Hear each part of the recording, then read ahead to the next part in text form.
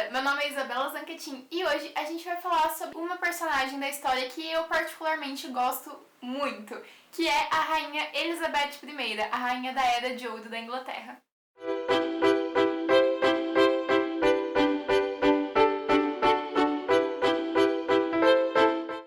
Bom, gente, antes da gente falar sobre a Elizabeth em si, a gente tem que falar um pouco sobre o pai dela, o rei Henrique VIII. A Inglaterra teve 8 reis Henriques. E o último deles, o rei Henrique VIII, se tornou rei com 18 anos de idade em 1509. Nesse mesmo ano, o rei Henrique se casou com Catarina de Aragão, que era viúva do seu irmão Arthur. Esse casal teve 6 filhos, porém apenas um deles, a Maria Tudor, sobreviveu até a idade adulta. Todos os outros filhos do casal infelizmente morreram. E é aí que vai começar o problema. Henrique queria muito ter um filho homem para poder herdar o trono, porém com a Catarina as coisas não estavam indo bem. E é então que a dama da corte Ana Bolena entra na história. Após a decepção de ter 5 filhos mortos e nenhum herdeiro homem, Henrique quis acabar o seu casamento de 24 anos com Catarina. E isso para poder se casar com outra mulher na qual ele já estava interessado. E essa mulher é a Ana Bolena. Para invalidar o seu casamento com a Catarina, o rei precisava da autorização do Papa da época. Porém, isso não aconteceu. Isso por várias questões. Primeiro, por questões religiosas e segundo, por questões políticas. Nessa época, a Inglaterra era majoritariamente católica, o que dava ao Papa da época e à própria igreja muito poder. Porém, na mesma época, começaram a surgir muitos movimentos da reforma protestante, então a igreja estava precisando de muito apoio. Acontece que Catarina era tia de um imperador chamado Carlos V, e esse imperador dava muito apoio à igreja católica no combate que ela tinha contra os luteranos. Como eu tinha falado, o movimento da reforma estava tomando força. E por isso várias novas religiões protestantes começaram a surgir. Nosso querido rei vai então juntar o útil ao agradável e criar uma igreja chamada Igreja Anglicana ou o Anglicanismo. Nessa igreja, o rei Henrique vai se separar de Catarina e vai finalmente poder casar com Ana Bolena. Acontece que as coisas não foram bem como Henrique esperava. Depois de se casar com Ana Bolena, suas esperanças só cresceram quando ela ficou grávida. E durante sua gravidez sonhou que seu filho seria um dos maiores reis que a Inglaterra já tivera.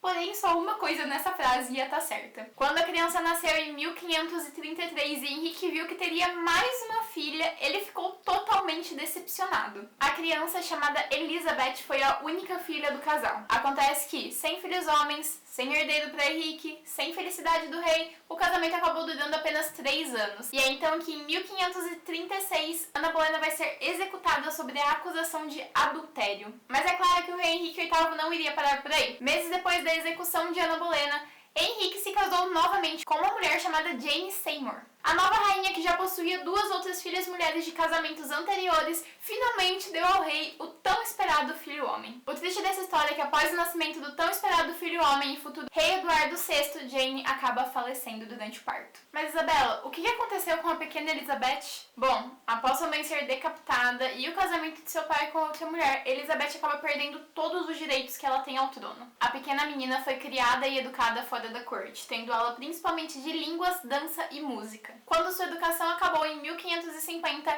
Elizabeth era considerada uma das meninas mais educadas de sua geração. A guarda de Elizabeth passou pela mão de várias pessoas durante seu crescimento. Ela foi educada principalmente pela família da mãe, porém teve várias governantas durante a vida. E apesar do respeito que ela sentia pelo pai, nunca deixou de usar um pingente com a foto de sua mãe. Desde cedo, sua primeira governanta, chamada Margaret Bryan, descrevia a menina como uma garota dócil, gentil, que sabia lidar com adversidades. Uma criança gentil com condições que ela jamais havia visto antes. Quando Elizabeth completou 13 anos, o seu pai, o rei Henrique VIII, veio a falecer. E é então que aquele seu meio-irmão, o Eduardo, ou agora rei Edward VI, teve que assumir o trono com apenas 9 anos de idade. Porém, a saúde do pequeno rei era um pouco vulnerável e ele acabou morrendo de tuberculose. E isso fez com que Maria Tudor, aquela primeira filha do rei Henrique junto com Catarina, fosse nomeada a rainha da Inglaterra. Porém, quando ela assumiu o trono, a Inglaterra já não era mais majoritariamente católica, principalmente por causa da religião criada pelo seu pai, o anglicanismo. E isso fez com que, quando ela assumisse o trono, várias polêmicas fossem geradas. Assim que se tornou rainha, Mary fez com que o catolicismo voltasse a ser a religião oficial da Inglaterra. E após o seu casamento com Felipe II, rei da Espanha, em 1554, Mary começou a tomar medidas drásticas. Bom, vamos combinar que ela tinha alguns motivos. Primeiramente, a a nova rainha lembrava de seu pai, da traição que ele teve com sua mãe e principalmente dele ter criado a nova religião para poder se casar com outra mulher. O que fez com que Mary mandasse perseguir e queimar na fogueira qualquer pessoa que era contra o seu governo, além de muitos protestantes. Além disso, a rainha manda prender a própria irmã Elizabeth na Torre de Londres, com a justificativa de que Elizabeth estaria armando e incentivando revoltas contra o seu governo. Muitos hereges foram perseguidos e o número de executados foi tão grande que Mary acabou ganhando um apelido de Maria Sangrenta ou Maria Sanguinária. Apesar disso, o reinado de Mary, assim como o reinado de seu meio-irmão, não duraria muito tempo, porque em 1558 Mary morreu sem deixar nenhum herdeiro, o que fez com que finalmente o trono fosse passado para as mãos de Elizabeth.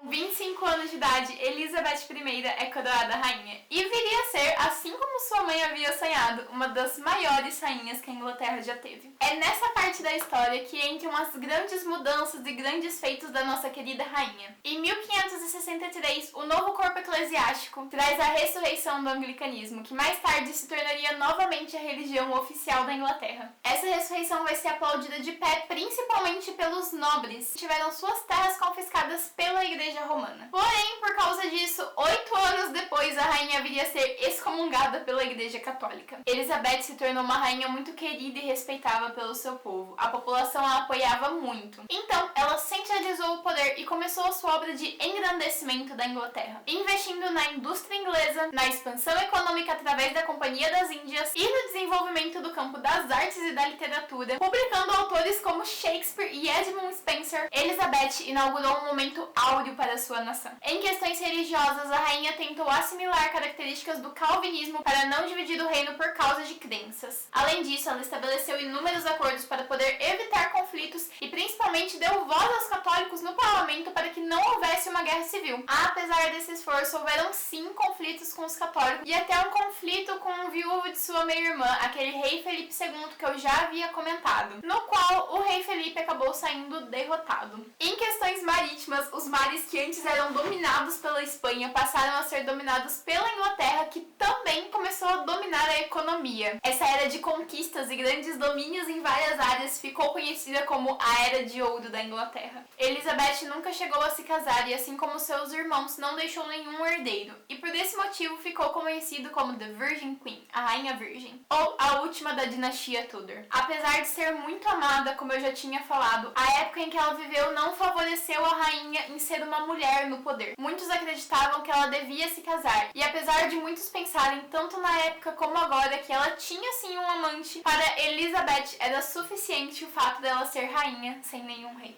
Antes de morrer em 1603, como não tinha filhos, Elizabeth acabou apontando James VI, rei da Escócia, como herdeiro do trono inglês. Uma pequena curiosidade aqui é que o James VI ele era filho de Mary Stuart, uma rainha que muitos conhecem por causa da série Reigns, que eu particularmente recomendo. É uma série muito boa que mistura assim um pouco de ficção, de magia com a realidade, mas que é muito legal pra gente conhecer um pouco da vida dessa rainha. Bom, galera, essa foi a história da Elizabeth I, como eu havia falado, uma rainha que, assim, conquista meu coração em vários aspectos, em vários lugares. Eu gosto muito da história dela. Até por isso eu vim trazer um pouco da história dela pra vocês. A rainha que foi renegada por não ter nascido homem, mas que se tornou uma das maiores rainhas que a Inglaterra já teve. Obrigada por terem assistido até aqui o vídeo. E se vocês quiserem algum tema específico para o próximo vídeo, pode ser curiosidade histórica, pode ser história de alguma pessoa, pode ser história de alguma guerra, do que vocês quiserem, é só deixar aqui nos comentários que a gente vai ler, a gente sempre tá de olho. E principalmente pensando agora, se vocês quiserem um vídeo sobre a Mary da Escócia, que eu falei agora há pouco, seria bem legal também. Bom, gente, um beijo